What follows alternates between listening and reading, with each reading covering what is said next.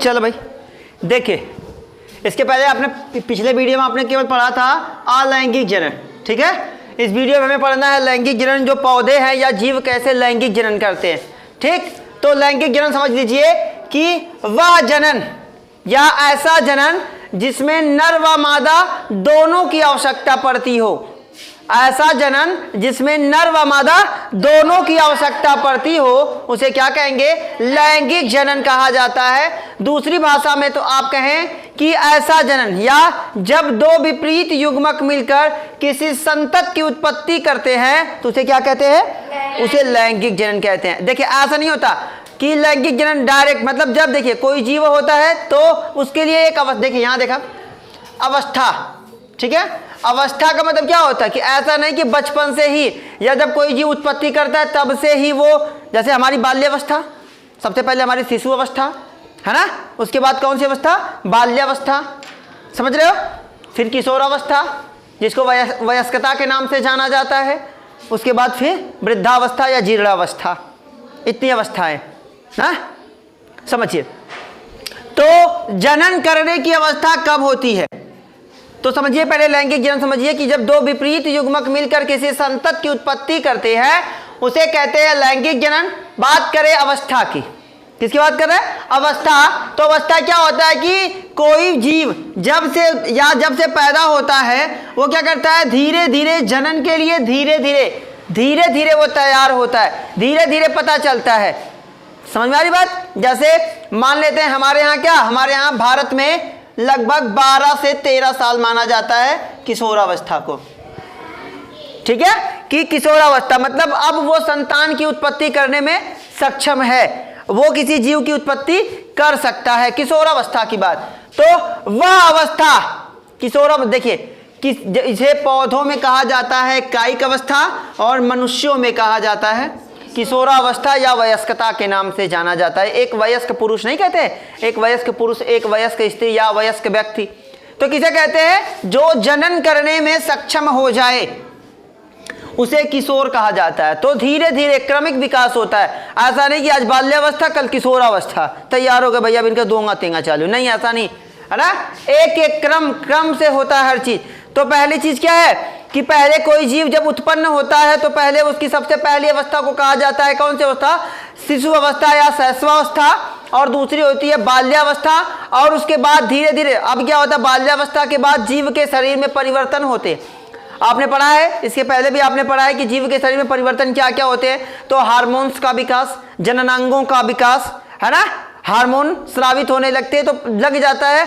अब जैसे अगर पुरुष की बात कर ली जाए, है ना, तो क्या होते हैं? वृषण कोश में शुक्राणु बनने लगते हैं। मादा की बात कर ले तो अंडाणु जो है परिपक्व होने लगते हैं। देखिए जो मादा होते हैं उनमें अंडाणु जब बच्ची माँ के गर्भ में ही होती है, पहले तुम लोग बतिया लो, जब लड़की क्या होती है या कोई मादा क्या होती है? गर्भ में ही होती है, उससे पहले मतलब उसमें ही उसके अंडाशय में अंडाणु तभी पाए जाते हैं। जो ये प्रोसेस होता है किशोरावस्था की ना, मादा की बात हम कर रहे हैं, जो किशोरावस्था होती है उसमें क्या होते हैं? उसमें अंडाणु केवल क्या होते हैं? परिपक्व होते हैं। अगला चैप्टर जब मैं आपको पढ़ाऊंगा मानव जनन, समझ रहे हो, उसमें मैं आपको बताऊंगा कि अंडाणु कैसे परिपक्व होते हैं, ठीक है, कैसे जनन मनुष्यों में होता है, ठीक है। अभी समझते हैं किशोरावस्था की बात कर रहे हैं। तो वह अवस्था जिसमें कोई व्यक्ति या कोई जीव संतान उत्पन्न करने की क्षमता रखता हो उसे क्या कहते हैं? किशोरावस्था। जीव की उत्पत्ति के आधार पे जीव दो प्रकार के, बहुत तरह से, बहुत पहले आपने पढ़ा होगा, कक्षा 8 में पढ़ा होगा। एक होता है अंडज, एक होता है जरायुज, है ना। अब समझिए, तो अंडज का मतलब वह जीव जो अंडे देता हो, है ना, वह जीव जो अंडे देता है या ऐसा जीव जिसकी उत्पत्ति अंडे से हुई है उसे क्या कहते हैं भैया? अंडज कहते हैं। अब एक सवाल आता है कि क्या पक्षी वर्ष भर अंडे देते हैं, है ना?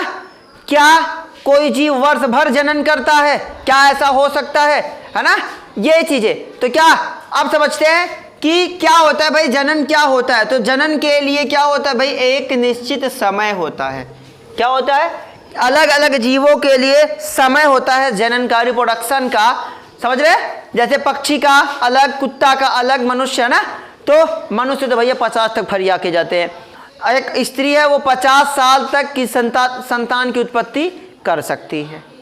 ठीक है, चलिए अब हम समझते हैं भैया, ये देखिए मध्य चक्र और ऋतुस्राव का मतलब जिसे पीरियड के नाम से जाना जाता है, क्या कहते हैं कि देखिए चाहे मनुष्य की बात कर ली जाए, चाहे अलग अलग जीवों की बात कर ली जाए, प्राइमेट तथा नॉन प्राइमेट जीवों की बात कर ली जाए, तो मध्य चक्र है ना, ये प्रारंभ हो जाता है, पता चल जाता है अंडाणु बनने लगते हैं, पता चल जाता है कि अब कोई जीव क्या कर सकता है, किसी जीव की उत्पत्ति कर सकता है। मैं अगले चैप्टर में आपको इसको बड़ा क्लियरली बताऊंगा, उसमें दिक्कत नहीं है। ठीक है, चलिए हम समझते हैं लैंगिक जनन की घटनाएं। लैंगिक जनन में कौन कौन सी घटना होती है? तो लैंगिक जनन को समझने से पहले आप समझ लीजिए लैंगिक जनन क्या होता है कि दो विपरीत युग्मकों का मिलकर, दो विपरीत युग्मकों का आपस में मिलना क्या कहलाता है? निषेचन कहलाता है। क्या कहलाता है? निषेचन। समझिए, दो विपरीत युग्मकों का आपस में मिलना क्या कहलाता है? निषेचन कहलाता है। और उन्हीं दो विपरीत युग्मकों का आपस में संलयित होकर किसी संतत की उत्पत्ति करना क्या कहलाता है? लैंगिक जनन कहलाता है। ठीक है, दो विपरीत। अब समझिए किस बेस पे? तो लैंगिक जनन की घटनाएं कौन कौन सी घटना होती है? तो दो घटनाएं। पहली घटना निषेचन पूर्व, निषेचन से पहले। ऐसा नहीं होता कि डायरेक्ट अंडाणु शुक्राणु आपस में मिल गए और जनन हो, है ना, और किसी संतान की उत्पत्ति हो गई। नहीं, उससे पहले भी कुछ घटनाएं होती हैं। उन्हीं घटनाओं के बारे में हमें पढ़ना है कि किसी जीव में निषेचन से पहले क्या होता है तथा निषेचन के बाद क्या होता है।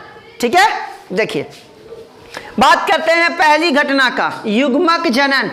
ठीक है, युग्मक जनन क्या होता है? तो विपरीत युग्मक का विपरीत स्थान पर, दूसरी भाषा में समझो कि शुक्राणु का निर्माण कहाँ होता है? वृषण कोश, वृषण में। कहाँ होता है?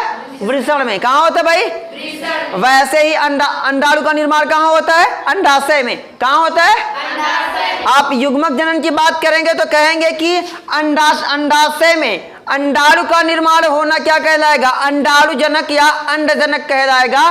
और वृषण कोश में शुक्राणु का निर्माण होना क्या कहलाएगा? शुक्र जनन कहा जाएगा। और इस विधि को क्या कहा जाएगा भाई? युग्मक जनन।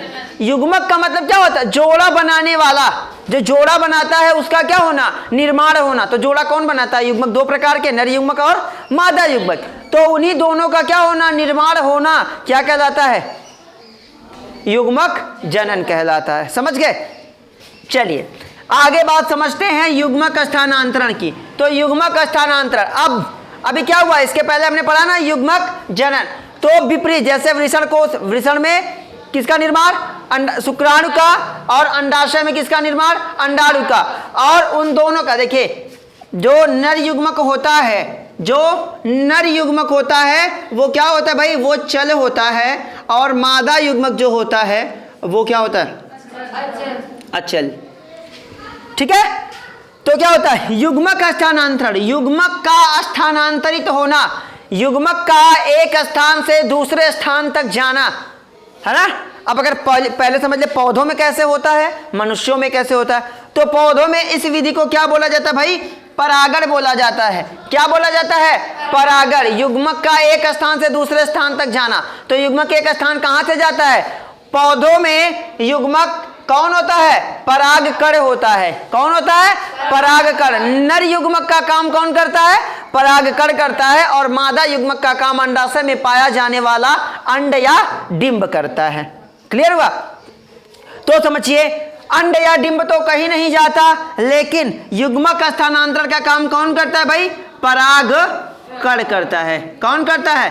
परागकण। तो आप दूसरे लहजे में, दूसरी भाषा में कह सकते हैं कि युग्मक स्थानांतरण में कि नर युग्मक का, समझ रहे, नर युग्मक का अपने स्थान को बदलना ही क्या कहलाता है?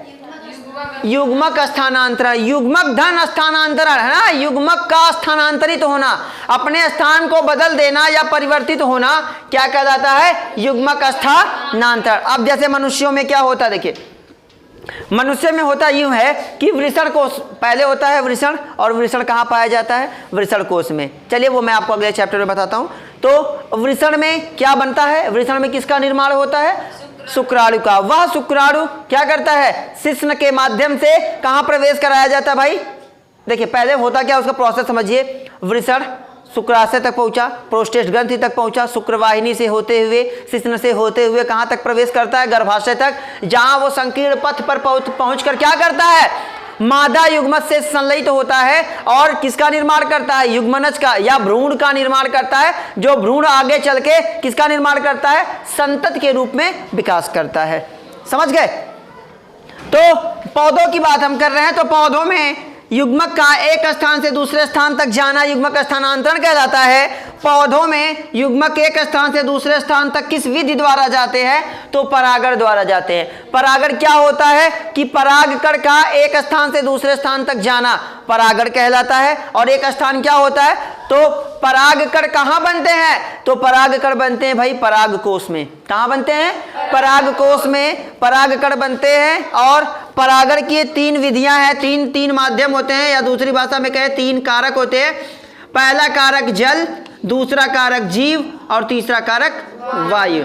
3 ही विधियों द्वारा परागण होता है, या तो कोई कीट द्वारा, पक्षी द्वारा, मनुष्य द्वारा या किसी जंतु द्वारा, या तो जल के द्वारा। जल द्वारा जो परागण होता है वो ज्यादातर जलीय पौधों में होता है, ठीक है। और तीसरा है वायु द्वारा। वायु के झोंके जब या हवाएं जब चलती हैं तो वो परागकण को उड़ा कर लेके चली जाती है और किसी दूसरे पुष्प के वर्तिकाग्र तक पहुंचा देती हैं। तो ये हो गया आपका युग्मक स्थानांतरण। एक पॉइंट समझिएगा, जीवों में लैंगिकता।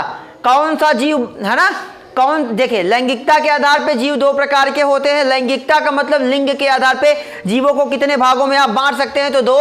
पहला होता है एक लिंगी, दूसरा होता है भाई द्विलिंगी। अब हम समझते हैं एक लिंगी क्या होता है। वह जीव जिसमें क्या होता है? केवल एक लिंग पाया जाए। एक लिंगी, एक लिंग पर आश्रित हो, जिसे दूसरी भाषा में एकलिंगाश्रयी बोला जाता है। एक लिंग पर आश्रित होने वाला, जिसमें केवल एक लिंग पाया जाए। हो सकता है वो केवल नर हो, ठीक है, या फिर वो क्या हो? मादा हो। दोनों लिंग। ऐसे जीव जिसमें नर व मादा दोनों अलग अलग पाए जाते हैं या अलग अलग जीव में उपस्थित होते हैं, उन्हें एक लिंगी कहते हैं। जैसे मनुष्य क्या है? एक लिंगी। इसमें नर व मादा क्या होता है? अलग। गाय क्या है? एक लिंगी है। समझ रहे हैं? तो जिसमें नर व भैंस क्या है? पड़वा गुड। जिसमें नर व मादा क्या होते हैं? अलग अलग होते हैं। समझ रहे हो? ऐसा जीव जिसमें क्या होता है? नर व मादा, एक लिंगी, भाई एक का लिंग हो उसके पास, चाहे तो वो नर हो चाहे तो वो मादा हो। तो ऐसा जीव जिसके अंदर केवल एक लिंग पाया जाए, नर अलग मादा अलग, दोनों अलग अलग जीव में पाया जाए, उसे क्या कहते हैं? एक लिंगी कहते हैं। और दूसरा होता है उभय लिंगी। पृथ्वी पर कुछ ऐसे भी जीव हैं जिनमें नर अंग भी पाया जाता है और मादा अंग भी पाया जाता है। समझ रहे? तो कहेंगे ऐसा जीव जिसमें नर व मादा दोनों के जनन अंग पाए जाएं। समझ रहे? मतलब नर भी संतान की उत्पत्ति कर सकता है, मादा भी उत्पन्न कर सकता है, ठीक है। अब नर वाले में मादा वाला भी भाग पाया जाएगा, मादा वाले में नर वाला। अब दूसरी भाषा में कहें तो वो उभयलिंगी होते हैं। उभय का मतलब आपने मैथ में पढ़ा है ना, कॉमन, उभयनिष्ठ। तो नर वाले में मादा वाला भी पाया जाता है, मादा वाले में नर, है ना। तो मतलब ऐसे जीव जिसमें नर और मादा दोनों के लिंग पाए जाते हैं उसे क्या कहते हैं? उभयलिंगी कहते हैं, ठीक है। चलिए आगे एक देखिए कॉलम बनाया हूं, ये आप बहुत आसानी से इसको हल कर लेंगे कि कोई जीव जो होता है, कैसे किसी जीव की उत्पत्ति होती है, कैसे रहा। देखिए जैसे मैंने आपको बनाया है मनुष्य। मनुष्य में अर्ध गुणसूत्रों की, सूत्राणु की संख्या कितनी होगी? अगर देखिए यहां से समझिए, किसी जीव में के युग्मक में, युग्मक का मतलब जो जोड़ा बनाता है, एक दूसरी भाषा में कहें तो माता पिता, ठीक है। तो जितने उसमें क्या होते हैं, युग्मक में जितने गुणसूत्र होते हैं वो अर्धसूत्राणु द्वारा, है ना, अर्धसूत्र विभाजन द्वारा उसकी संतति में उसका क्या होता है। देखिए यहाँ युग्मकों में गुणसूत्र को यन से दर्शाते हैं और अर्धसूत्राणु में किसके दर्शाते हैं? 2n से दर्शाते हैं। तो जितना युग्मक के पास गुणसूत्र होगा, संतति के पास, या दूसरी भाषा में आप कहें तो संतान के पास गुणसूत्र की संख्या उसकी क्या होगी? डबल होगी। समझ रहे हो? देखिए अब क्या है, यहाँ क्या है, युग्मक के पास गुणसूत्र की संख्या कितनी? 23। तो यहाँ अर्धसूत्राणु में कितनी होगी?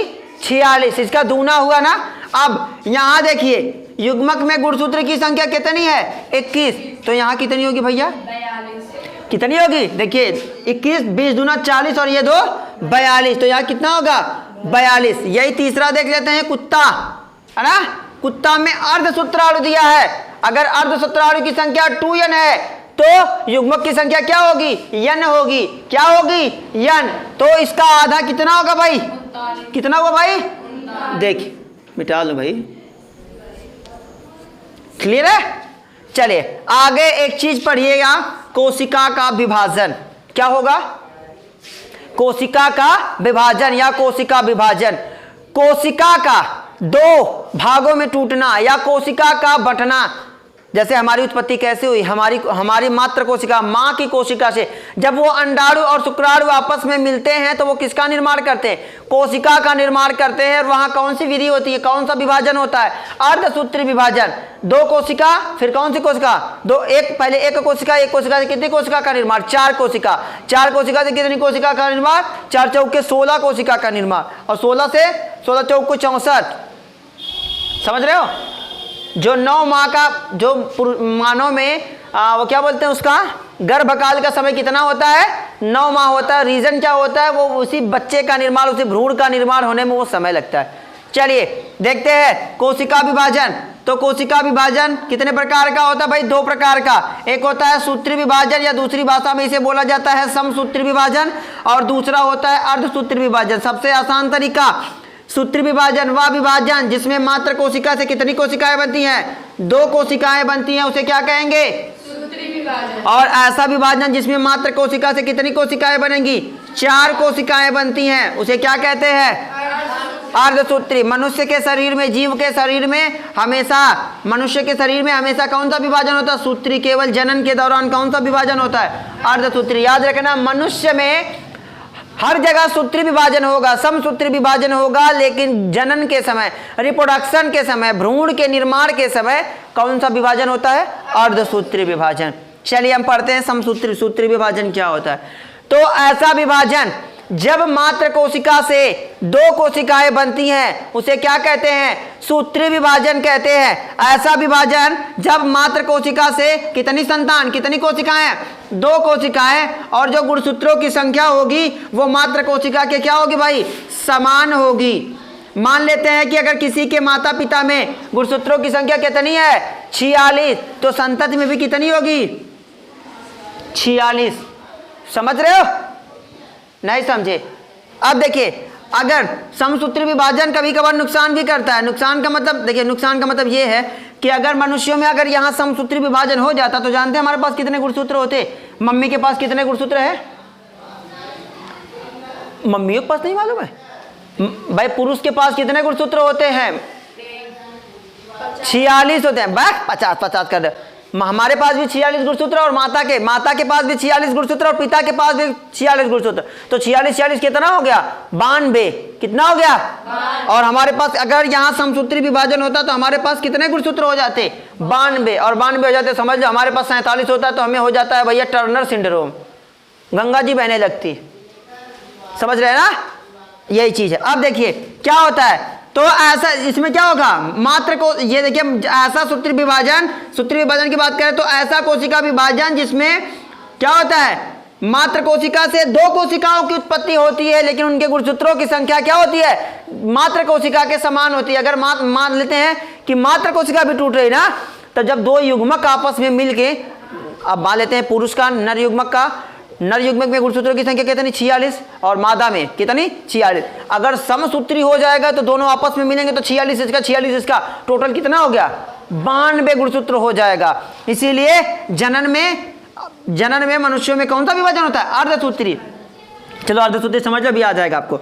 ऐसा विभाजन जिसमें मात्र कोशिका से कितनी कोशिकाओं का निर्माण हो, 4 कोशिकाओं का निर्माण होता है। लेकिन अर्धसूत्री विभाजन की दूसरी खासियत देखिए कि इसमें जो गुणसूत्रों की संख्या होती है वो मात्र कोशिका से क्या होती है, आधी होती है। कितनी होती है, आधी। समझ गए।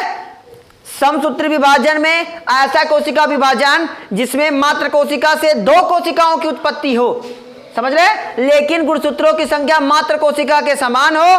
अर्धसूत्री विभाजन ऐसा कोशिका विभाजन जिसमें मात्र कोशिका से 4 कोशिकाओं की उत्पत्ति हो, लेकिन गुणसूत्रों की संख्या उसकी क्या होगी, आधी होगी। क्या होगी, आधी। समझ रहे हैं। अब ये 23 नर का रहा होगा, 23 मादा का। ये जो 2n है ये क्या है, 23 नर का और 23 मादा का, तो मिलके कितना हो गया 46। अगर हम लोगों में भी मम्मी का 23 गुणसूत्र और पापा का 23 गुणसूत्र, वरना हम लोगों के पास कितना गुणसूत्र, अगर समसूत्री हो जाता तो 92 हो जाता। तो 23 मम्मी का युग्मक रहता है और 23 पापा का, समझ रहे, 23 गुणसूत्र उनका, 23 गुणसूत्र उनका, बराबर कितना गुणसूत्र, 46 गुणसूत्र। अब यही कोई गुणसूत्र कम हो गया तो आप लोग गंगा जमुना बहने लगती है। अब समझते हैं निषेचन। हमने यहां समझा भाई, देखिए लैंगिक जनन की घटनाएं, निषेचन पूर्व घटना, युग्मक जनन, युग्मक स्थानांतरण, दूसरा युग है ना। अब उसके बाद जीवों में लैंगिकता समझ गए। अब वही बचा है निषेचन के पहले की घटना। देखो निषेचन से पहले की घटना कौन सी है, युग्मक जनन और युग्मक स्थानांतरण। अब निषेचन समझ ले, निषेचन क्या होता है, तो दो विपरीत युग्मकों का आपस में संलयित होना, दो विपरीत युग्मकों का आपस में मिल जाना क्या कहलाता है, निषेचन कहलाता है। निषेचन दो तरह का होता है, कौन कौन सा, एक होता है बाह्य निषेचन, एक होता है, देखिए बाह्य निषेचन समझिए, कुछ ऐसे जीव होते हैं जब निषेचन शरीर के बाहर हो, है ना, जब निषेचन शरीर के बाहर होता है तो उसे क्या कहते हैं, उसे बाह्य निषेचन कहते हैं। जैसे मेढक, मछली, ये क्या करते हैं, इनमें कौन सा निषेचन होता है, बाह्य निषेचन होता है। ऐसा निषेचन जिसमें जो जब निषेचन शरीर, ऐसे जीव जिनका निषेचन शरीर के बाहर होता है उसे क्या कहते हैं, बाह्य निषेचन। कुछ ऐसे जीव जैसे मछली, मेढक, मैंने बताया ना, ये शरीर के बाहर इनका निषेचन। जैसे मनुष्यों में क्या होता है, कौन सा निषेचन होता है, आंतरिक निषेचन होता है, संकीर्ण पथ पर दोनों मिलते हैं। तो ऐसा, अब दूसरा समझिए आंतरिक निषेचन, तो ऐसा निषेचन जो शरीर के अंदर किसी विशेष भाग में हो उसे क्या कहेंगे, आंतरिक निषेचन कहा जाता है। क्लियर हुआ। चलिए आगे बात कर लेते हैं भैया।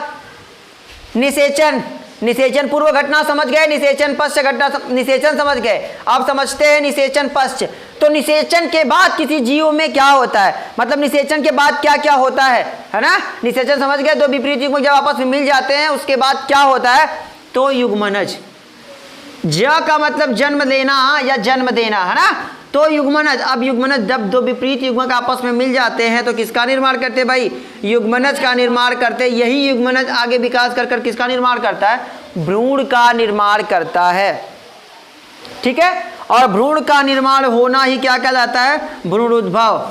अब उसी भ्रूण के बाहर एक आवरण बन जाता है जो उसे क्या करता है, सुरक्षा प्रदान करता है। उसे क्या कहते हैं, फल भित्ति। आपने मटर देखा होगा, आम देखा होगा, है ना, मटर देखा है, आम देखा है, भाई तमाम देखे, फल आप देखे, उनके बाहर एक आवरण रहता है ना, उसे क्या बोलते हैं, उसे फल भित्ति बोला जाता है। तो फल भित्ति वह होती है जो किसी फल को क्या करती है, सुरक्षा प्रदान करती है, उसे क्या कहते हैं, फल भित्ति कहते हैं। समझ में आ गया। चलिए आपका दूसरा चैप्टर भी समझ खत्म हो गया। Best of luck.